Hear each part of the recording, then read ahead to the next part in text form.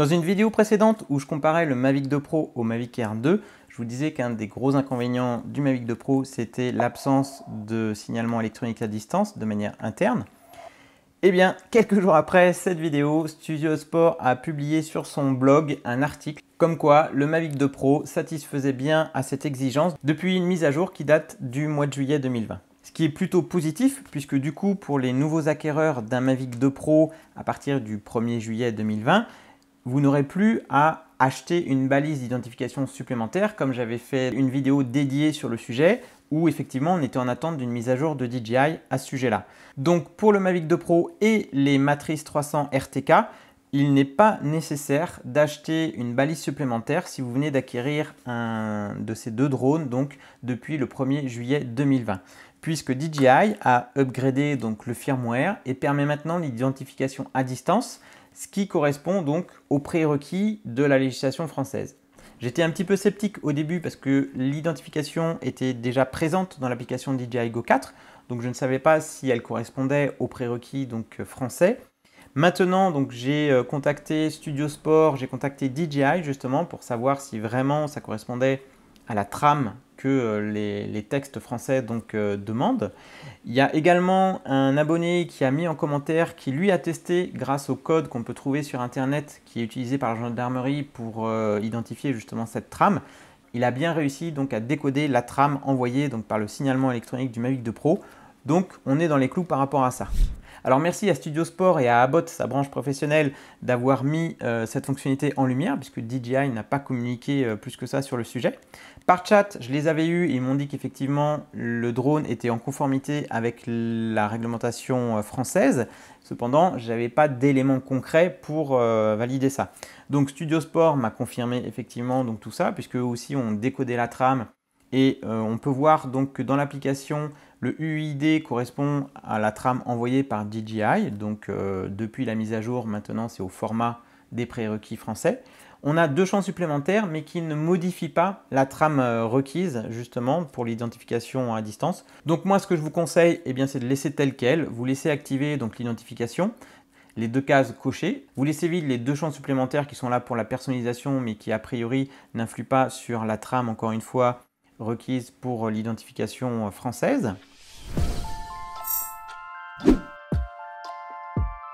Et ensuite, vous allez sur le portail Alpha Tango pour entrer donc l'identifiant qui correspond au numéro de série du drone précédé de 5 chiffres qui correspondent donc à la marque DJI qui sont donc quelque chose d'invariable. Il suffit donc de rentrer cette série de 5 chiffres, donc 1581E qui correspond donc à la marque, à la trame envoyée par DJI et ensuite personnalisé avec le numéro de série.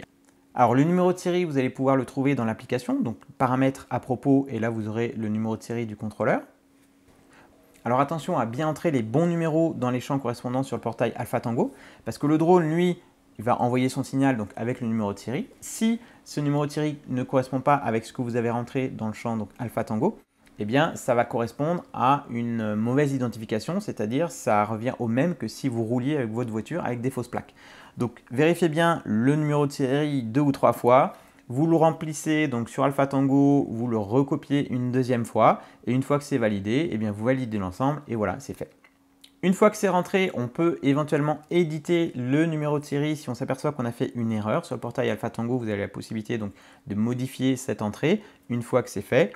Une fois que c'est validé, Alpha Tango vous valide l'ensemble, vous envoie un mail récapitulatif avec un document, une attestation d'enregistrement où figurera donc votre numéro d'identification. Donc à ma connaissance, les Mavic 2 et Matrice 300 RTK sont les premiers drones à être officiellement équipés du signalement électronique à distance requis par la législation française. Alors si vous aviez déjà enregistré votre Mavic 2 avant le 30 juin 2020, est-ce que ça vaut le coup de le faire maintenant? Je dirais que c'est au choix, puisqu'on a 6 mois de délai supplémentaire si on l'avait enregistré avant le 30 juin 2020. Donc vous avez jusqu'à fin décembre pour le faire, en sachant qu'au 1er janvier 2021, on va être soumis à la réglementation européenne, normalement, et l'identification numérique à distance diffère légèrement des prérequis français. Mais ça, c'est une autre histoire, on en reparlera d'ici là, je pense.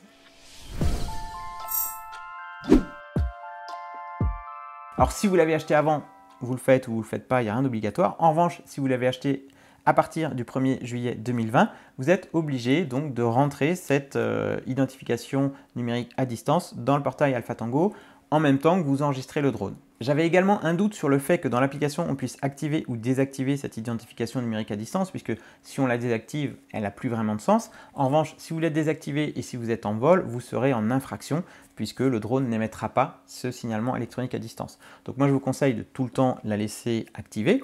J'ai regardé dans les textes et effectivement, cette identification doit être active dès le décollage jusqu'à l'atterrissage. En revanche, on est sur le même comportement qu'une balise amovible, c'est-à-dire qu'on peut l'allumer, l'éteindre. Personnellement, je trouvais ça un petit peu bizarre qu'on puisse l'activer via l'application ou la désactiver, mais dans les textes, apparemment, ce n'est pas stipulé, comme quoi le signalement doit être automatique et non désactivable, d'après ce que j'ai lu en tout cas.